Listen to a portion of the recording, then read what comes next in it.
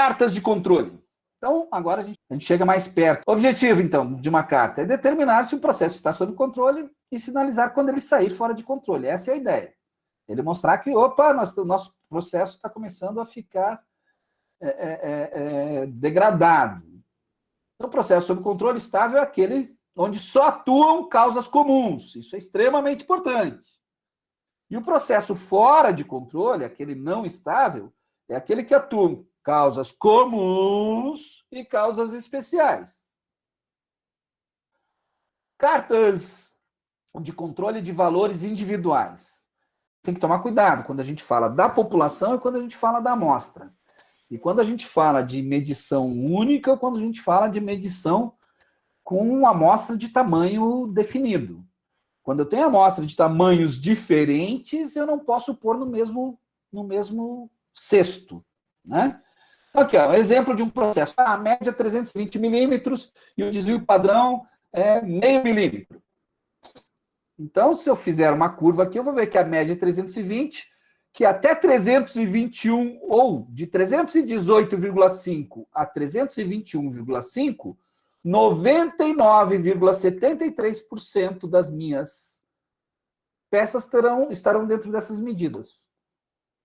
Eu estou falando em peças aqui porque eu estou falando do X/R, que é o gráfico mais utilizado. 80% da utilização dos gráficos em CEP vem esse tipo de gráfico, que é o X/R. Tá? Ele é esmagadoramente o mais utilizado. É o que mexe com medidas, né, com variáveis numéricas contínuas. Tá bom?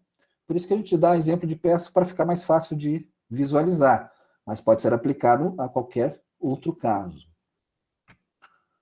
Aqui, ó. Então, quando eu calculo essas medidas, quando eu vou calcular os limites superior e inferior de controle, eu uso aqueles elementos e determino lá o 318,5 e 321,5 como sendo os limites inferior e superior de controle.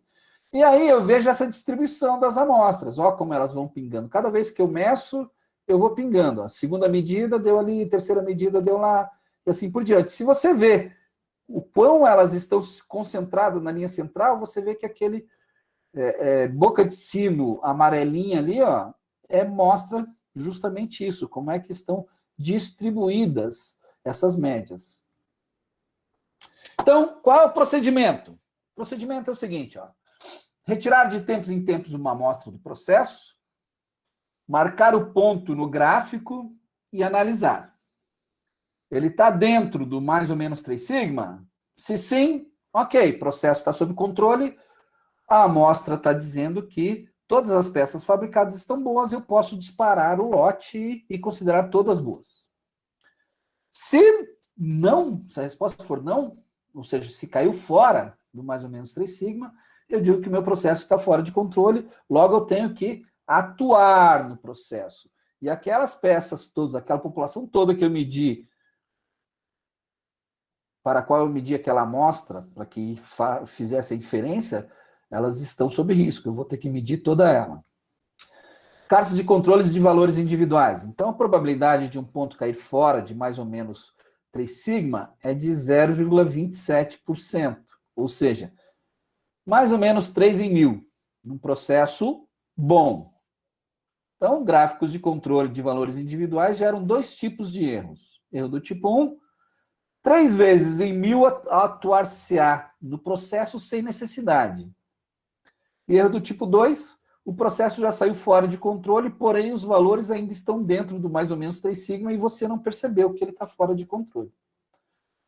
Por isso que é muito arriscado você trabalhar com valores individuais. A gente sempre trabalha com amostra de tamanho N maior que 1. Então, gráficos da média e da amplitude, né, do X/R. O controle do processo via amostra de peças não é mais uma peça. Né? Trabalha-se com a média dos valores da amostra X e com a amplitude dos valores R. Se a amostra retirada for de N peças, teremos essa relação. A média, que a média que a gente já calculou. Então, vantagens do uso do gráfico da média sobre o gráfico de valores individuais? Primeiro, se o processo não for uma curva normal, a média das amostras tende a ser. A média da amostra X tem um desvio menor em relação à média do processo. Tá? Ou seja, eu tenho lá o meu desvio padrão de X é igual ao desvio padrão dividido por raiz de N. Ou seja, é menor do que o desvio padrão de uma amostra só. De uma peça só, é o de cima, eu tenho a boca muito mais aberta, ou seja, o desvio padrão é muito maior. Com a distribuição das médias, a boca é menor. Por quê? Porque eu pego aquele desvio padrão que seria de uma peça e divido ele pelo número de peças, pela raiz do número de peças que eu usei no tamanho de amostra. E aí ele fecha a boca, ele é mais controlado. Seleção de variáveis. Aqui eu procurei pôr numa ordem de importância, tá? Mas não necessariamente é assim. Então, qual variável eu vou medir? Porque eu vou criar uma carta CEP para que variável? Vale a pena? Não vale a pena? Qual é a variável que eu vou escolher para controlar o meu processo, para dizer se o meu processo é bom? Então, primeiro, pode ser um requisito contratual. Meu cliente exige que na fabricação da peça dele eu use um controle CEP na característica tal. Aí, pronto. Eu vou ter que ter uma carta CEP ali, porque é um requisito contratual.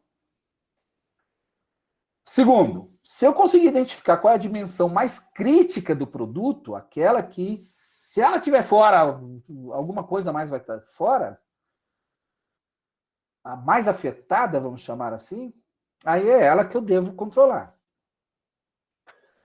Se eu tiver uma outra que eu possa dizer que é o principal indicador de causas especiais atuando, então é ela que eu vou escolher. Bom, não consegui, não teve requisito contratual, não consegui determinar uma que tenha dimensão crítica. Não consegui identificar o principal indicador de causa especial. Então, eu vou dizer o seguinte, olha, aquela que for mais difícil de controlar em função da capabilidade do processo, que a gente vai ver só na próxima aula, que é a capacidade de repetição, é ela que eu vou usar. Ah, não, mas eu também não consigo identificar qual é a mais difícil de controlar. Então, negão, é pela experiência e pelo julgamento. Não tem outro jeito, certo? Tamanho da amostra. Ideal, várias amostras pequenas ao invés de poucas amostras grandes, tá? Então, ah, não, eu vou pegar uma amostra de tamanho 15 uma vez por dia. Não, não, não. Pegue 3 vezes por dia uma amostra de tamanho 5. É muito melhor e muito mais saudável para o seu bolso. Por quê? Para se identificar desvios do processo mais rapidamente, para facilitar a segregação do lote entre duas amostragens e para reduzir os custos do desvio do processo, ou seja, o retrabalho, caso você pegue um desvio no processo na amostragem. As amostras mais utilizadas no mercado são as de 4 ou de 5 elementos.